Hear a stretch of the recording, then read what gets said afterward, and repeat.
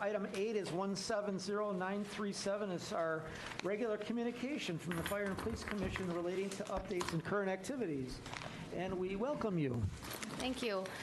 Good afternoon, Keisha Butler, Executive Director of the Fire and Police Commission. I wanted to take a quick moment to, I prepared some remarks just based on everything that has transpired since my tenure here, and I want to make sure that to stay organized and make well use of your time that I can share those. Since getting confirmed on July 30th, I've been intentional, and I said that in my remarks, about making sure that I had the opportunity to assess what I knew is a very complex department that had been plagued with, I would believe, a lot of things that are misinterpreted, misconstrued. I don't think people really understand what is tasked of our office.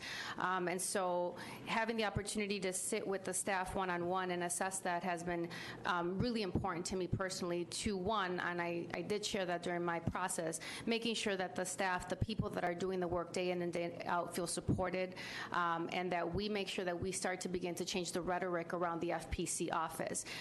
If I have one more person feel sorry for me for having this position, I do not think that they should.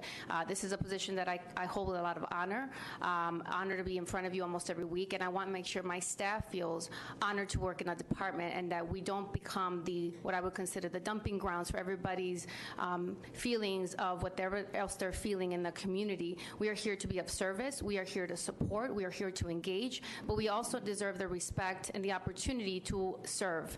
And I say that because our office has had some turnover, as most of you are aware, but just as much as we've had turnover, I have been working to fill vacancies that have been vacant for almost a year.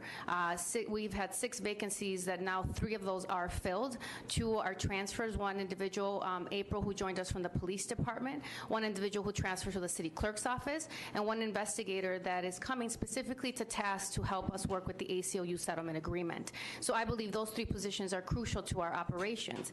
However, what other things we've been working on, and what I've been tasked with during my short tenure here, is we are been going through a reappointment process of a police chief. I have been working diligently with the commission and the community regarding SOP 130, which happens to be about the immigration policy. We are ensuring that we are adhering to the ACLU settlements. Since I started my first week, I have weekly calls with CJI, who is the agency that's tasked to overseeing that. And so the meetings have started continuously to make sure that we do not get to a point of noncompliance. I'm also looking at the backlog of testing that has been in our department.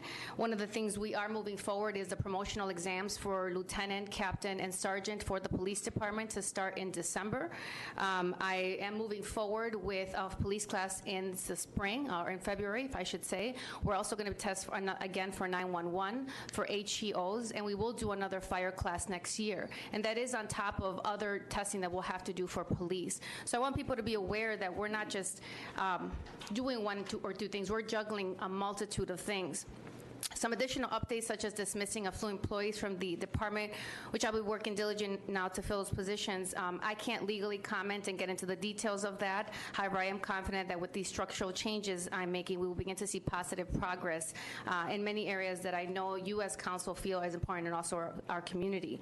I have also tightened the access to the FPC offices and files to ensure integrity and security for staff and sensitive fire and police personnel matters.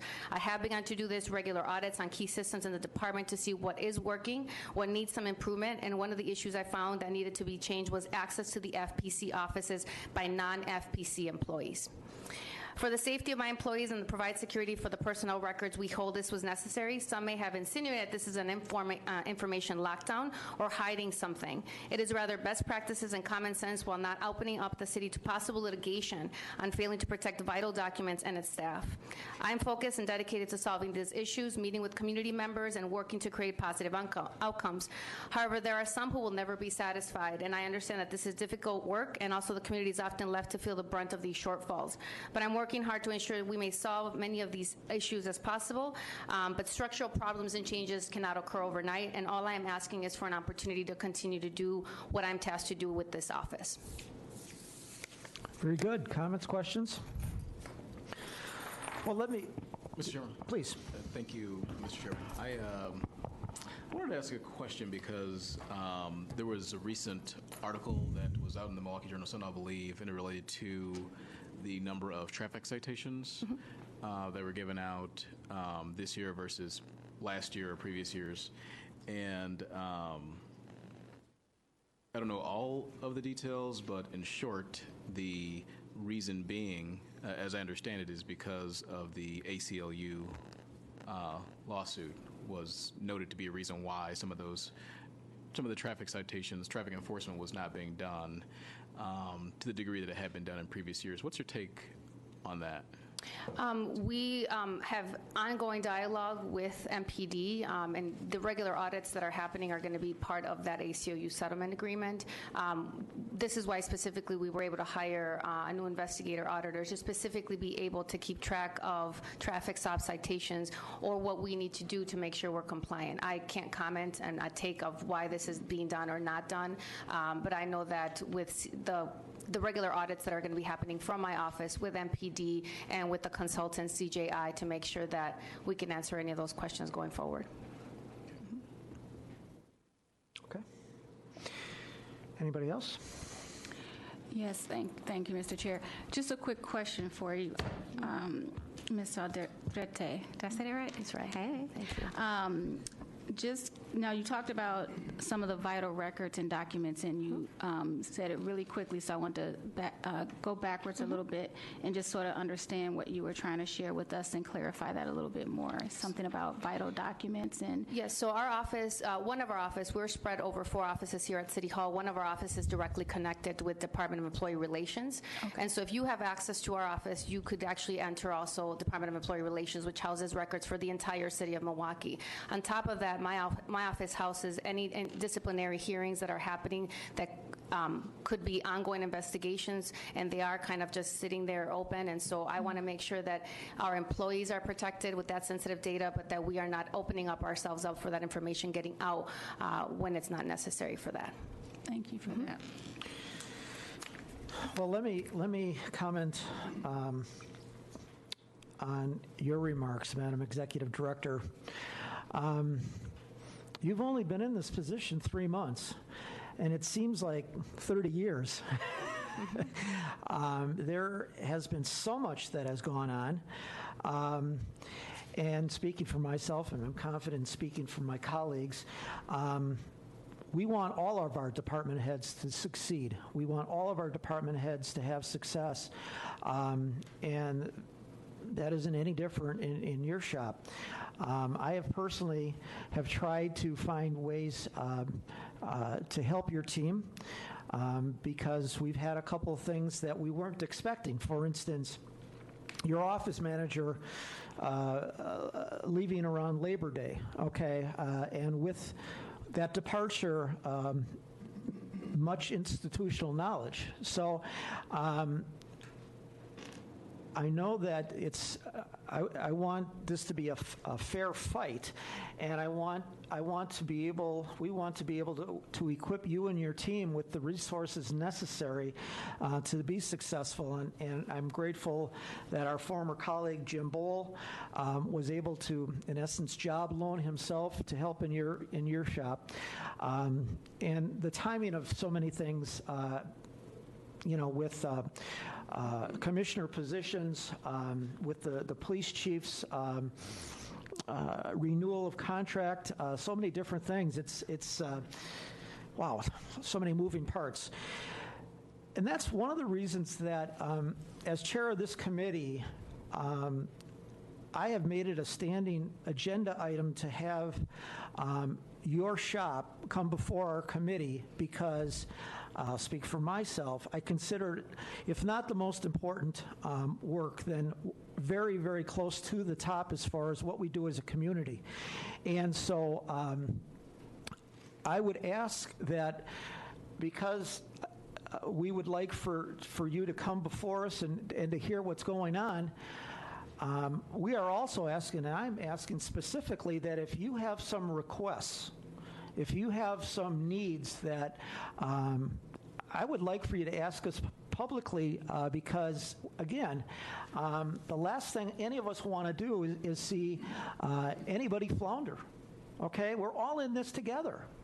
And so, you know, it's not, I don't want it to be rote where we got, you know, a new class coming in and we've 52 firefighters and 4 to 8 police officers. I also like to know, you know, I'm down 3 staff people and I'm not getting any help from DER. Well, we need to hear that, because then guys like me are going to use what we have to use, okay? So I just want you to know how important we all feel that your work, your team, is for our community. And I'd just like to say that the Department of Employee Relations has been helpful and instrumental in helping me navigate some of the personnel issues that have been occurring in our office, but also helping us to fill those vacancies as well. But all I ask is that you as council members support the work that we're trying to do, support any and one of my staff that come before you to ask for any support, and that you continue to hold this office with the dignity and the respect that it deserves. I have zero problem with that, and I would hope that that's always been the case, at least while I'm chairing the meeting. So, Yes. okay, yeah. I'll ask, how's the process going as far as the reappointment of the chief?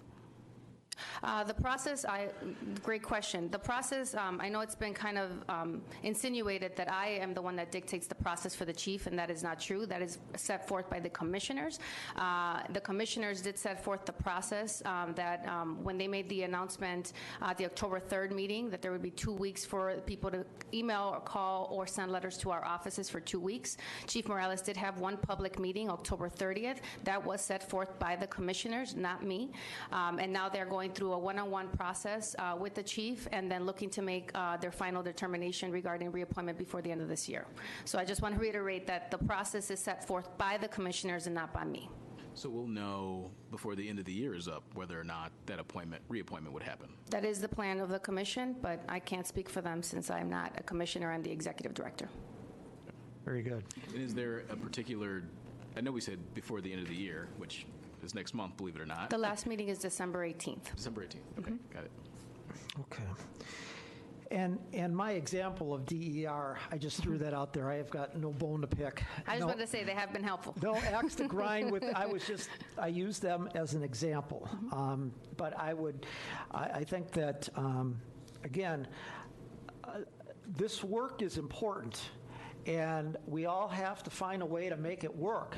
And if it needs that one of the common council members needs to get on the phone and push a little bit harder, so be it. I'm willing to do that. Yes. So thank you. Thank you. And seeing no other comments, questions, then we will hold this item to the call of the chair, and thank you. Thank you. And thank you to your team.